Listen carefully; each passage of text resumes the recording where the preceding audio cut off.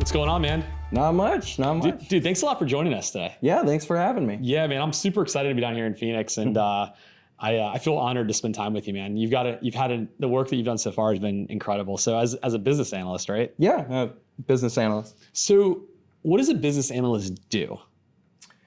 So my primary role and my responsibilities are to take the data that we have from multiple different systems that we're using, congregate that into a BI tool, and then manipulate that data in a visual way so that I can provide insight to our leadership team.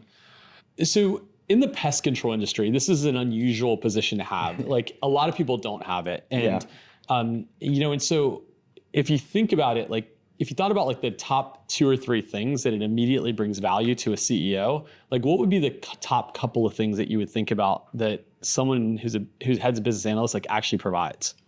There's a few KPIs that I really like to focus on when you're talking about that CEO level. Sure. Gross margin percentage, that's huge. Revenue year over year, you want to track what you're doing. Revenue against budget is really big. Yeah. Subscription growth, you want to know what your net growth is per department, really. There's quite a bit of different KPIs, but those are some of the main ones for that CEO level. Yeah, and so do you, as a business analyst, and you go through all these different things, do you think about what each department head needs to measure? Is that something you think about, or do they tell you? So it's a collaboration, right? Like I do like to get involved with any stakeholder, which includes, the leadership team, and I try to work with them, to find what it is they need and maybe something I think that would provide value, and basically try to give them the visualizations that accomplish both of those. Over the last couple of years, like we developed a concept called learn versus know, which said, hey, we need to teach people about what the metrics actually mean versus just saying this is the metric. And over the last couple of years since we've deployed programs like this, it's been incredibly successful on teaching people at all different levels of the organization how to look at data. And so as a business analyst, your job is to visualize it, make it so they can understand it. How deep do you get into actually explaining to them how it works? And how do you think about that?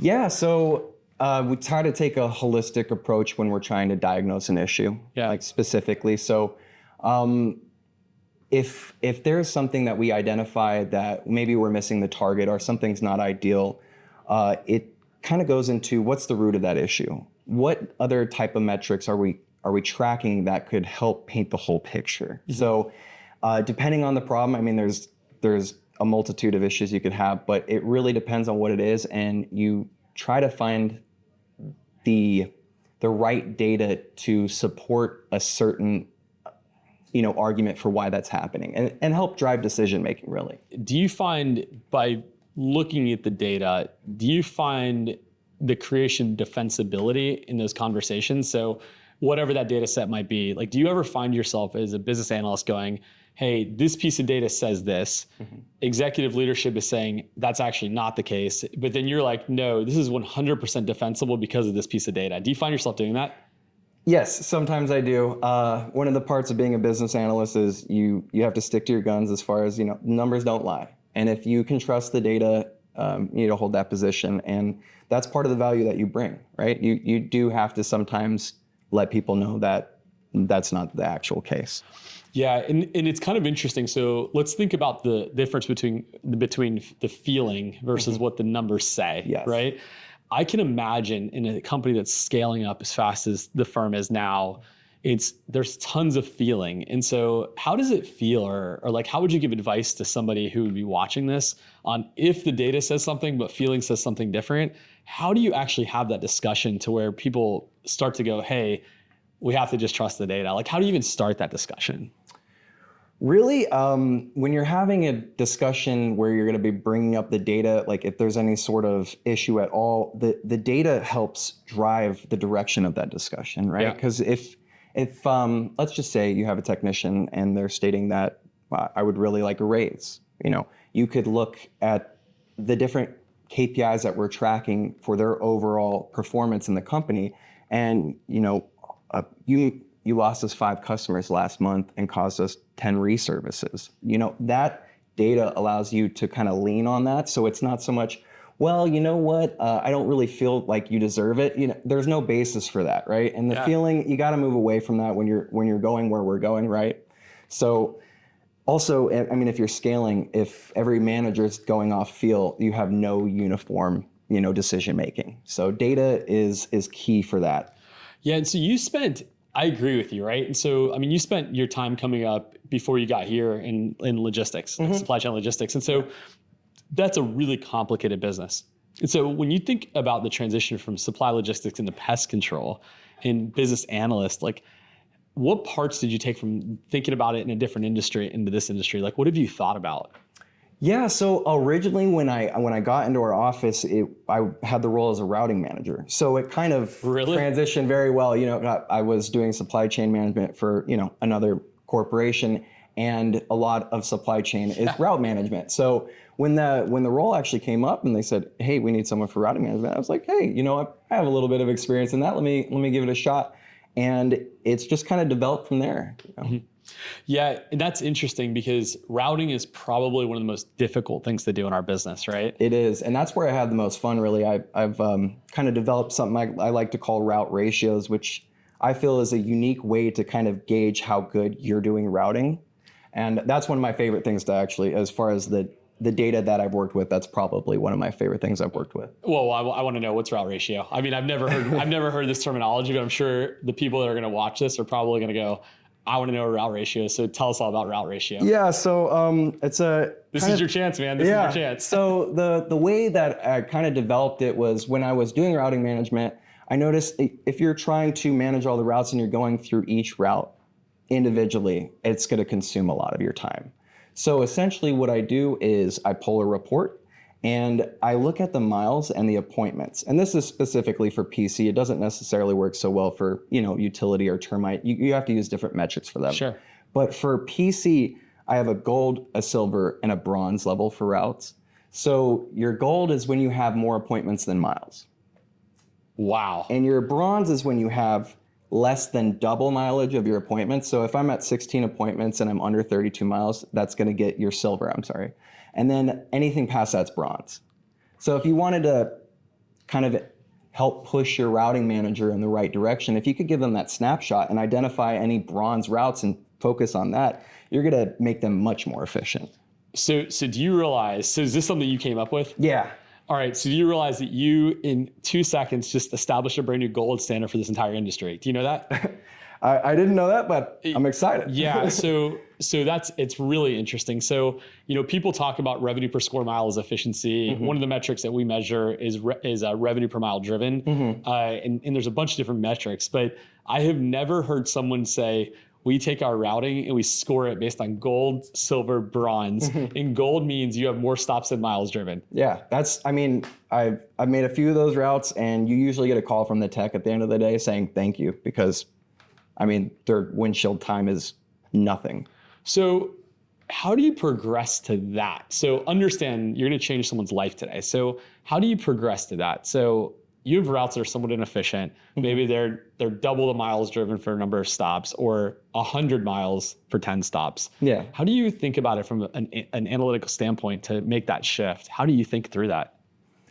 First, it would be identifying the issue, right? Yeah. So if you see that you do have a route that has 100 miles and let's just throw out a number, 10 stops, as soon as you identify it, you look at the different options you have to fix that situation, right? Yep. So whether it's putting more appointments on them of a different department, maybe you can turn them into a hybrid type of tech so that they can fill up the route with efficiency. Sometimes you do have to get creative with those routes that aren't working, but identifying it and really understanding it is the first step to that. So really the fundamentals of route management get you to that. And so really what we're saying is the associated trophy, gold, silver, bronze, is just simply the focus on getting to that number. Yeah, gamifying anything really is a great idea when you're talking about keeping the system going. If you make it a little bit fun for your routing managers, it goes a long way. So how many gold routes do you have right now? I couldn't tell you that exact number. I know of a few of them. I think we have specifically, I'm thinking of one that one of our tech, Johnny, does. And whenever he gets that route, I'm no longer a routing manager, but the first phone call that she got was because of that route. So there's a few of them, and I know actually, like, I can visualize where they are and who does them. But the exact number, I wouldn't be able to tell you. I just envision, because I know in the business you guys are super in analytics. I mean, you guys have your scorecards all over the place. You have your stuff on the walls, and I mean, after this discussion today, is there going to be a new a new KPI on the wall that says gold standard routes, silver standard routes, bronze standard routes? I would like it to go there. That's actually one of my I just got the routing data connected to our BI yesterday. Yeah. So now I can streamline that, and I was talking to our routing manager and letting her know that I'm creating a dashboard currently with that, and she's really excited. I would like to be able to one day have a scoreboard for all of our routing managers across the platform to see oh, I've got 50 gold, I've got 20 silver, have that competition for efficiency. Could you imagine that? It would be amazing. No, I love it. I'm telling you, this conversation, anyone who watches it, it's going to revolutionize the way they run their business. Like, just so you know. That's awesome. So let me ask you this. So as a business analyst, right, in working a pest business, and obviously one that's scaling up, is if somebody wanted to put a business analyst in place for their company, how do they even go about finding someone like you? I don't know many business analysts in the industry. Yeah. I would probably look at someone that has strong analytical skills and bring them on into the industry. I don't know if you're going to find too many people that are, within the pest control world that are like, yeah, let me do analytics for you. I think it's taking it from there and bringing it into our industry is going to be the more likely scenario. Would you say if someone's thinking about this, they find someone with a background like yours, like a logistics supply chain? Do you think that's the way to go? Yeah, and that's one thing. If they have a little bit of experience in the industry with that background, you've hit the sweet spot really, because they have empathy for who's out there. They understand what it really means to be digging trenches. Yeah, that goes a long way with the team. So. Yeah, I love it, man. Well, listen, this is your chance. You can ask me any question you want. What would you recommend be the best advice for someone that's beginning in this industry in analytics? I think that's a really good question. So if you said, hey, what is the number one thing to do as a business analyst? Like, I think the thing that I would do is I would get incredibly familiar with all of the measures by role, but not necessarily the measurements that people think they should measure. I think that it would be the measurements that are most critical to the actual business that you're working in, and then understand what drives each one of those things. And I think that matters the most. And then from there, the next thing I would do is I'd learn how to articulate the data sets in a way that people understand versus just what the data says. And so the way I always describe it, because we have to do this sometimes, is that if I look at a number, and it could be any KPI, doesn't matter, is that I need to be able to sit in a room with everybody from, somebody who would be the CEO all the way to somebody who might be an intern or like an associate technician. Yeah. And my language needs to be at the pace where everyone in the room understands it, regardless of their educational background and regardless of their knowledge base in the industry. But I need to be able to speak to a language that is like that. If I was going to be an analyst in the world today, I'd focus on my talk tracks as it relates to the data sets and understanding which data sets matter the most specific to the business. And I'd learn how to communicate that well. I mean, that sounds great. Yeah. That's what I would do and we've had data scientists on our team. And the biggest challenge is that if I put a data scientist in front of a customer, they talk in a language that people don't understand. Yeah. And the second you hear someone say, well, I used a pivot table, half the world doesn't know what that is, right? Or someone says a BI tool. Well, people think a BI tool is something that's very easy to just plug things into. They don't understand how these tools actually work. And so, the feeling of saying BI is sexy. It's like, oh, well, we use AI. It feels sexy. But the reality is that the function of these things to actually work is very difficult, right? Yeah. And so I think that I would learn how to have a talk track that can talk to everybody, but then understand the core competencies. I think that's what I would do. I like that advice. I think communication is key. So changing the language so that everyone can digest it, I think that's great. I think it's great, man. Any other questions for me? That's it. Cool, man. Well, I appreciate you hanging out with me today, man. Oh, I give you a fist bump, man. I was going to say paper dang, bro, beats you rock. like hurt my hand. Sorry, I brother. appreciate you doing this, man. Thank you so much. Yeah, man.